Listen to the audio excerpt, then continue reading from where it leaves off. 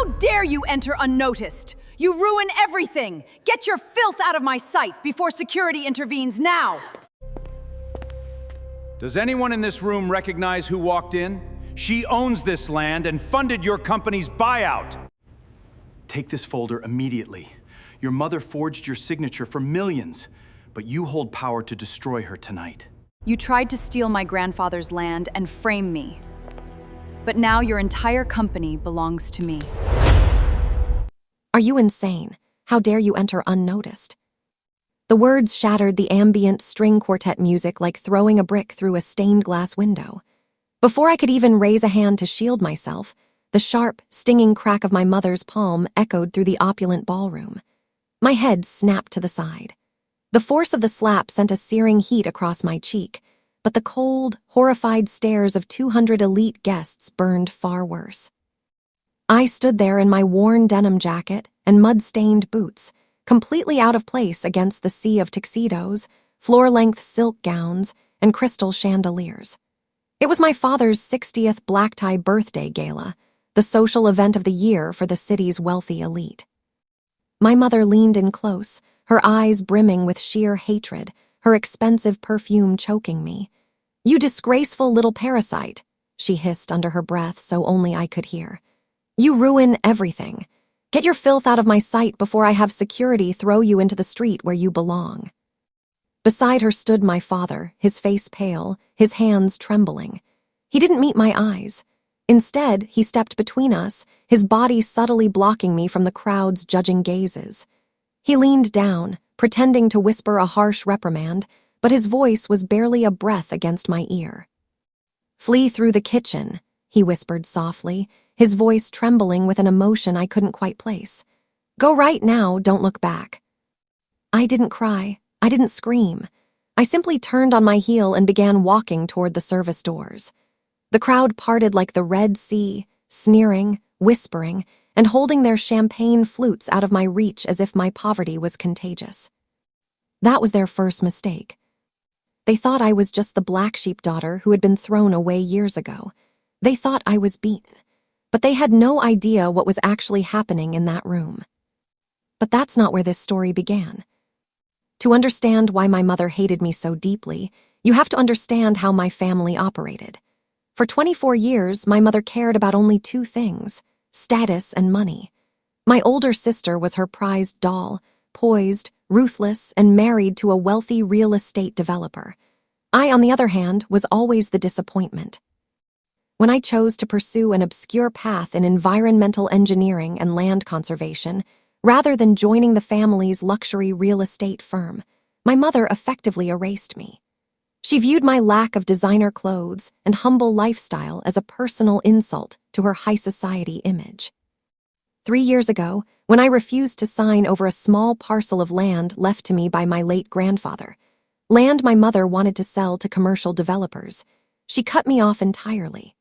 She banned me from family gatherings, locked me out of trust funds, and told the entire city elite that I was a troubled, ungrateful child who had abandoned the family.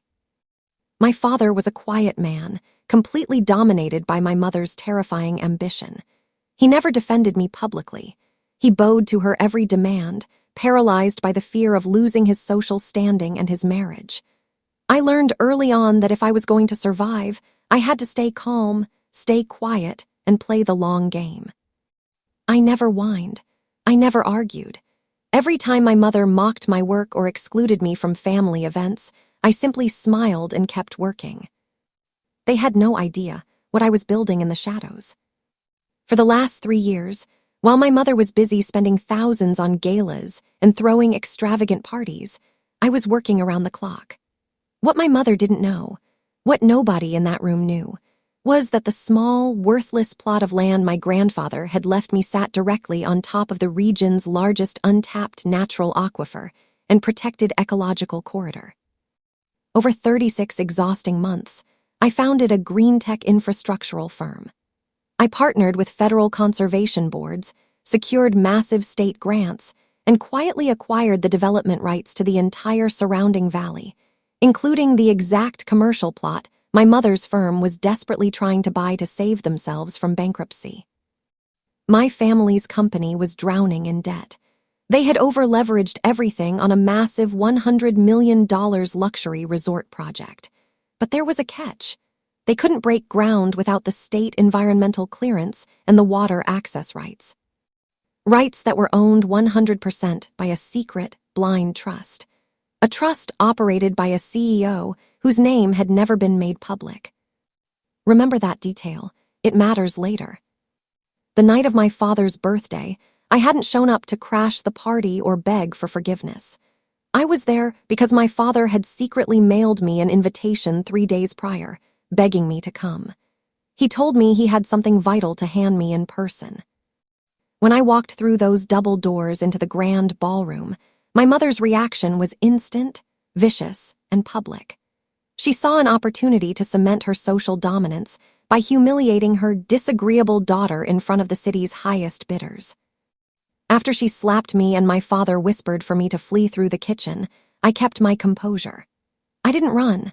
I walked smoothly through the swinging kitchen doors into the quiet, brightly lit service hallway. My father met me there 10 seconds later, out of breath. He handed me a thick, sealed leather folder. "Take it," he stammered, his eyes red. "It's the original corporate registry and the audit trails. Your mother.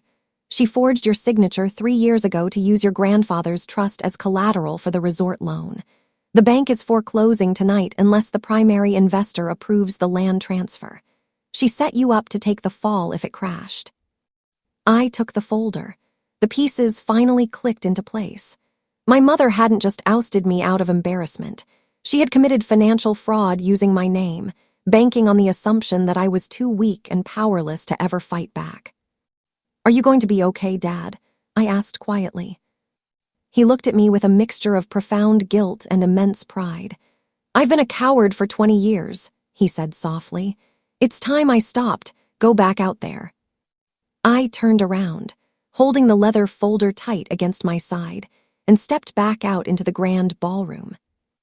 The room had resumed its chatter, though my mother was still holding court near the stage, laughing dramatically with a group of wealthy investors. She was holding a pen and a set of legal contracts, surrounded by her board of directors. "We are just waiting on the state representative and the primary land trustee to sign off," my mother announced loudly, her voice dripping with artificial warmth. "And then, the Grand Horizon Resort becomes a reality." Suddenly, the heavy double doors at the front of the venue swung open. A tall man in a tailored suit, flanked by 2 state troopers, stepped into the room. A hush fell over the entire ballroom. It was the governor, accompanied by the director of environmental protection. My mother's face lit up with greedy triumph. She rushed forward, extending her hand. "Governor, we are so honored by your presence. We have the contracts ready for your final endorsement." The governor completely ignored her outstretched hand. He didn't even look at the documents. His eyes swept across the room, scanning the sea of frozen faces. "Where is she?" the governor asked coldly. My mother blinked, confused. "I'm sorry, Governor, who?" The governor stepped past her, taking the microphone from the center stage podium. His voice echoed clearly across the silent hall. "Excuse me, everyone," the governor said, his tone razor-sharp. "Before we proceed with any signing tonight, I have a question for this room. Does anyone here actually recognize who just walked in?" The crowd murmured. Heads turned. My mother laughed nervously into the silence. "Governor, if you're referring to that uninvited, unruly girl who was just escorted out, she's my estranged daughter. She has nothing to do with this business. She's nobody." "Nobody?" The governor let out a grim, humorless laugh. He pointed directly across the room, straight at me. "That young woman," the governor announced, "is the founder and chief executive officer of Terra Trust. She holds the exclusive environmental rights to this entire district. Furthermore, she is the sole primary investor who personally funded the buyout of your company's toxic debt yesterday morning." The silence in the room was absolute. You could have heard a pin drop on the thick velvet carpet. My mother's face went completely drain of color. Her jaw dropped. The pen in her hand slipped from her fingers and clattered loudly against the hardwood floor. No, my mother gasped, her voice barely a whisper. That's impossible. She's a nobody. She has nothing. She has everything, the governor replied strictly. In fact, the entire state infrastructure project rests entirely in her hands, which means, madam, this resort does not exist without her signature. Every single eye in the room violently snapped from the governor to me. The very people who had sneered at my stained boots moments ago were now paralyzed in shock. I didn't smile. I didn't gloat. I walked slowly, deliberately, right down the center aisle of the ballroom, the sound of my boots striking the floor with authoritative rhythm. I stopped right in front of my mother. She was shaking, her eyes wide with a terrifying realization. The room was suffocatingly quiet. You spent years telling everyone I was nothing, I said, my voice calm, clear, and loud enough for every board member, investor, and socialite to hear. You tried to steal my grandfather's legacy. You forged my name to save your failing empire, assuming I would remain the weak, silent girl you pushed out into the cold. I opened the leather folder my father had given me and handed the forged documents directly to the governor's legal counsel, standing beside him. What is the meaning of this? One of the chief board members shouted, stepping forward in panic. Is this true? It's all here, the legal counsel declared after glancing at the files. Corporate fraud, bank forgery, and unlawful seizure of land assets. The downfall was instant and catastrophic. Within minutes, the lead investors pulled their funding on the spot. The board of directors immediately voted to strip my mother of her executive authority right there on the ballroom floor to save themselves from liability. The state troopers stepped forward, informing my mother that she was required to accompany them for formal questioning regarding multi-million-dollar financial fraud.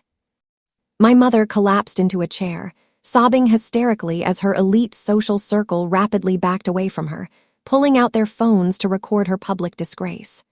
Her prestige, her wealth, her reputation, everything she had built her ruthless life upon, vanished in a single evening.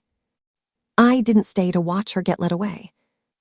I walked out of the ballroom, head held high, stepping into the crisp night air. My father followed me out to the front steps. For the first time in 20 years, he looked free. He had already filed for divorce and turned over all the necessary evidence to ensure justice was served. 6 months later, the dust finally settled.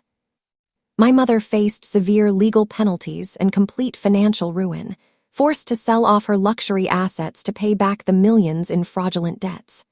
The grand resort was canceled, and in its place, my firm broke ground on a massive public state park and ecological sanctuary, preserving my grandfather's land forever. My father moved out to the valley, finally living a quiet, peaceful life away from the toxic high society world that had controlled him for so long. As for me, I kept working. I kept my head down, built my business, and lived with the quiet satisfaction of knowing that the people who try to crush you often end up digging their own graves. Have you ever been underestimated by someone who had no idea who they were dealing with? Tell me your story in the comments. If you enjoyed this story, subscribe, and turn on notifications for more revenge stories every week.